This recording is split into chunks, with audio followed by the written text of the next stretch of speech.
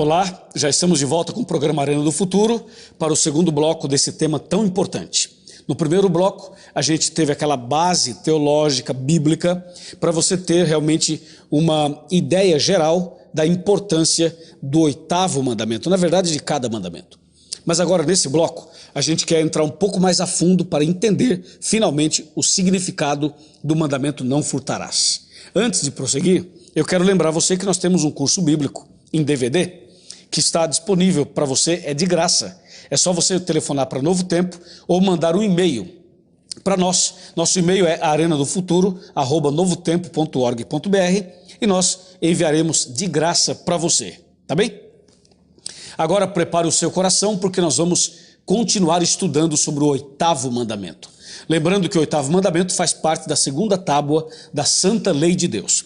Deixa eu guardar o meu DVD e vamos com a Bíblia aberta a analisar. Bom, não precisamos ler de novo o oitavo mandamento, porque você já até decorou. O mandamento diz: não furtarás. Veja só o que diz Paulo aos Romanos. Vamos abrir a Bíblia na carta de Paulo aos Romanos. Olha, abri em cima, hein? Romanos capítulo 12, verso 1.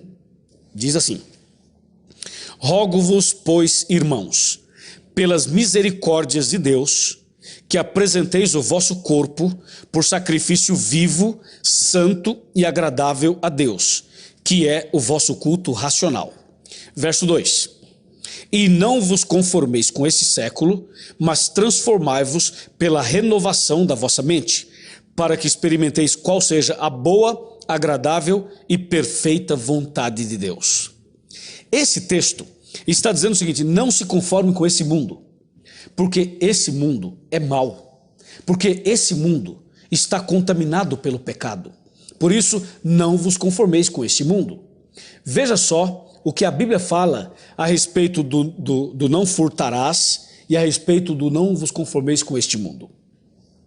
Abra sua Bíblia agora comigo em João capítulo 10. Vamos para João capítulo 10 e a gente vai ler aqui alguns versículos. Vamos pegar aqui, por exemplo, o verso 1. João 10, verso 1. Em verdade vos digo, o que não entra pela porta no aprisco das ovelhas, mas sobe por outra parte, esse é ladrão e salteador. Aquele, porém, que entra pela porta, esse é o pastor das ovelhas. Para este o porteiro abre, as ovelhas ouvem a sua voz, ele chama pelo nome e as próprias ovelhas as conduz para fora. 4. Depois de fazer sair todas as que lhe pertencem, vai adiante delas e elas o seguem, porque lhe reconhecem a voz. Número 5. Mas de modo nenhum seguirão o estranho, antes fugirão dele, porque não conhecem a voz dos estranhos. Número 6. Jesus lhes propôs esta parábola, mas eles não compreenderam o sentido daquilo que lhes falava. E Jesus, pois, lhes afirmou de novo: em verdade vos digo, eu sou a porta das ovelhas. Fui até o verso 7. Agora o verso 10. O ladrão vem somente para roubar, matar e destruir. Eu vim para que tenham vida e a tenham em abundância. Verso 11. Eu sou o bom pastor, e o bom pastor dá a vida pelas ovelhas. Bom, eu li tudo isso sobre o bom pastor e as ovelhas para dar um destaque nos versos 10 e 11. O 10 fala assim: o ladrão vem somente para roubar e matar. Esse texto apresenta Satanás como o grande causador disso, ou seja, aquele que é ladrão, aquele que rouba e aquele que mata. Mas nesse caso, Satanás estaria roubando, furtando o quê? Satanás estaria roubando, furtando as almas, os corações, as pessoas. Por quê? Porque as pessoas pertencem a Deus, as pessoas pertencem a Cristo. Mas a Bíblia diz que o diabo, como ladrão, ele vem para roubar e para matar. Roubar, tirar as pessoas do caminho de Deus e conduzir as pessoas para a perdição eterna. Quando a Bíblia diz não furtarás, não roubarás, a Bíblia Sagrada não está apenas dizendo que você está proibido de pegar alguma coisa que pertence a outrem. Também isso. Você não pode pegar, agarrar alguma coisa que pertence a uma outra pessoa, seja um objeto, seja qualquer outra coisa. É isso, claro, que o mandamento fala também, mas não é somente isso. Quando a Bíblia diz não furtarás, quando a Bíblia diz para não roubar, a Bíblia está chamando a nossa atenção para alguns aspectos. Por exemplo, vamos falar do tempo. Vamos falar do tempo. Depois vamos falar do tesouro. Quando se fala do tempo, você pode observar, uma semana tem 7 dias, um dia tem 24 horas. E a Bíblia apresenta a semana da criação. Quando você vai para Gênesis 1, você vê a semana da criação. E quando você vai para o capítulo 2 de Gênesis, a Bíblia diz que em uma semana, Deus pede um dia. Deus pede um dia. Observe essa ideia em Marcos, capítulo 2, versos 27 e 28. Novo Testamento, Evangelho de Marcos, capítulo 2 de Marcos, está aqui, versos 27 e 28. E acrescentou: o sábado foi estabelecido por causa do homem, e não o homem por causa do sábado. De sorte que o Filho do Homem é Senhor também do sábado. Esse texto está de acordo com Gênesis 1 e 2, quando diz: o sábado foi feito por causa do homem. E Deus criou o sábado para o homem descansar e adorar o Criador. 6 dias trabalharás, diz o mandamento, 6 dias trabalharás, mas o 7º dia não. Porque o 7º dia foi criado por Deus para o homem descansar e para o homem adorar a Deus. Tá certo? É o dia do Senhor, dado ao homem. Quando o homem pega esse dia, esse tempo que pertence a Deus e usa de maneira errada, ou seja, quando o homem trabalha no sábado, quando o homem transgride o sábado, ele está transgredindo também o 8º mandamento. Sabia disso? Uma coisa está ligada à outra. Por quê? Porque o mandamento diz não furtarás. E nesse caso a pessoa estaria furtando um tempo que não lhe pertence, pertence a Deus. Deus criou o sábado para o homem descansar e para o homem adorar a Ele, ao Criador. Por isso o mandamento diz: 6 dias trabalharás e farás toda a tua obra. Então, não furtarás tem a ver com o tempo. Outra coisa importante quando se fala em tempo é que nós deveríamos coordenar a nossa vida e distribuir o tempo de maneira sábia para Deus, para a família, para o trabalho e para nós mesmos. Mas especialmente quando se fala no sábado, no 4º mandamento, quando as pessoas transgridem esse mandamento, elas estão furtando um tempo que pertence a Deus.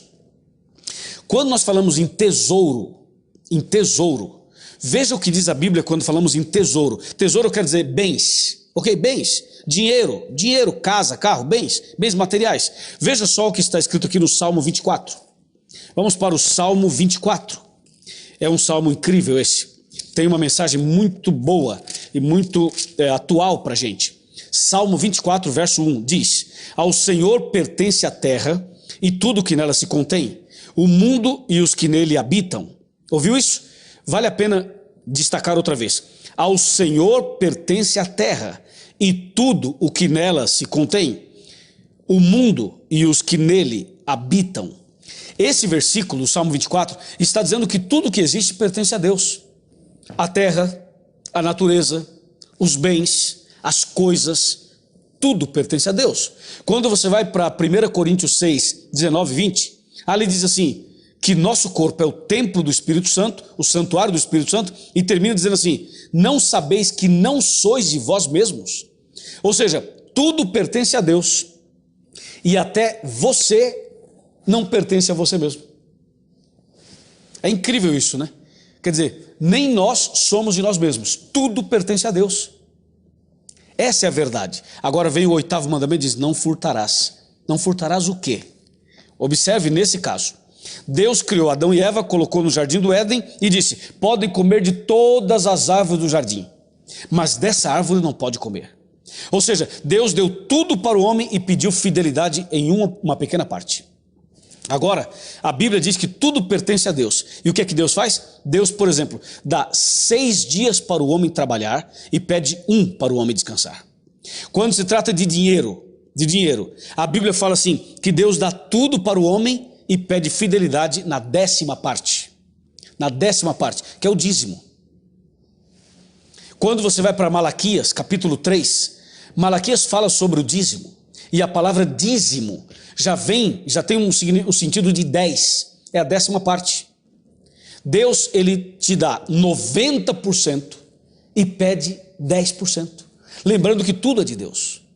Tudo. E ele, sendo comedido, dá tudo para nós, quase tudo para nós, praticamente, cuida da gente e pede fidelidade na 10ª parte.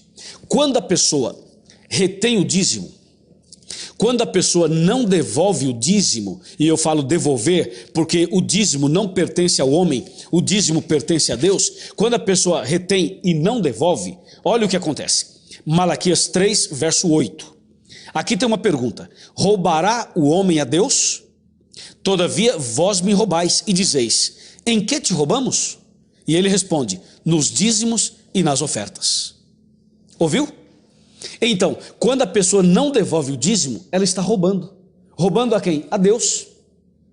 Então nós falamos de roubar o tempo e agora de roubar o dízimo. A Bíblia, quando pergunta, roubará o homem a Deus? Ela já responde, sim, vocês estão me roubando nos dízimos e nas ofertas. E aí vem uma consequência terrível. Veja, por exemplo, Malaquias 3, verso 9 agora. Verso 9 diz assim, com maldição sois amaldiçoados, porque a mim me roubais, vós a nação toda. A pessoa que rouba o dízimo, que retém o dízimo, está roubando a Deus. E diz, com maldição sois amaldiçoados. Lembre-se uma coisa, a fidelidade nos dízimos e nas ofertas é um pedido de Deus, faz parte do mandamento de Deus. Eu sou pastor e eu devolvo meu dízimo todos os meses. Na Igreja Adventista do Sétimo Dia, o pastor também devolve o dízimo. Os funcionários, obreiros, missionários também devolvem o dízimo. Entende? Na Igreja Adventista do Sétimo Dia, nós levamos muito a sério tudo isso que a gente acabou de ler também. E tem um detalhe importante.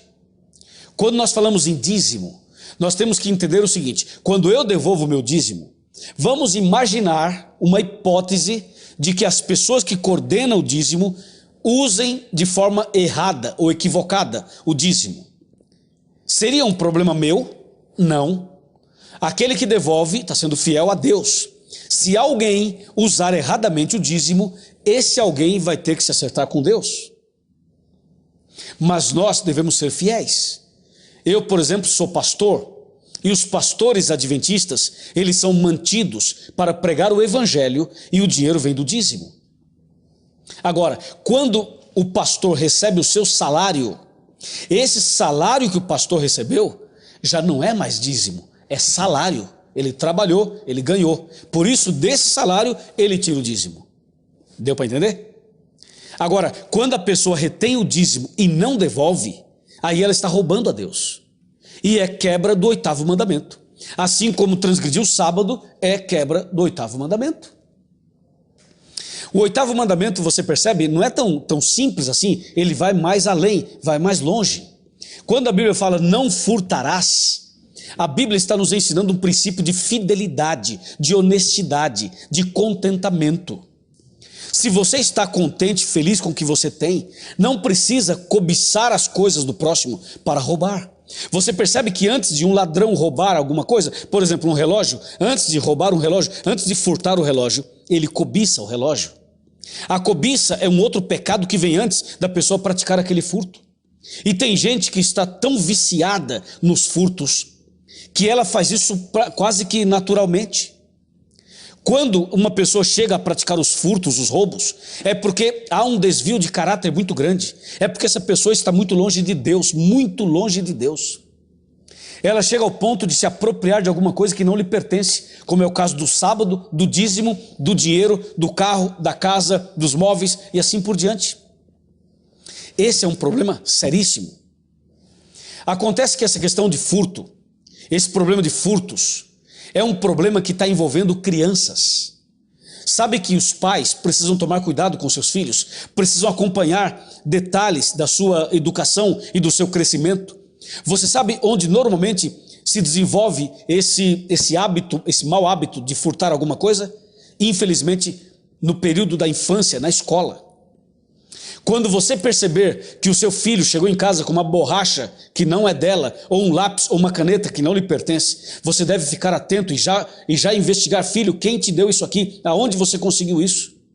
Porque normalmente a criança pode ser tentada ali a pegar uma borracha, um lápis, uma régua, uma caneta, e se os pais não observam e não corrigem aquilo, de uma borracha, de uma caneta, de um lápis, de uma régua, ela pode ir para o lanche, depois para a lancheira, depois para o dinheiro, depois para o relógio, para o celular, para o tênis, e aí vai. Aí está surgindo um mau elemento, uma pessoa perigosíssima.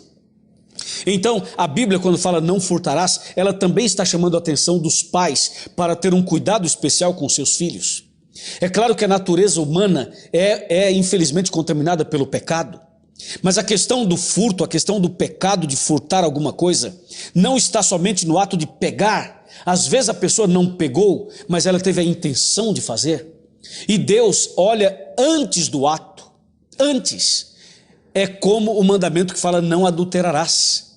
Esse assunto de que o pecado vem antes de você praticar o ato é um assunto tão sério, tão interessante, que no próximo bloco a gente vai tratar desse assunto, tá bem? Vou fazer uma pausa, pega o telefone, liga para os seus amigos para que eles assistam conosco o terceiro bloco. Um abraço e até já.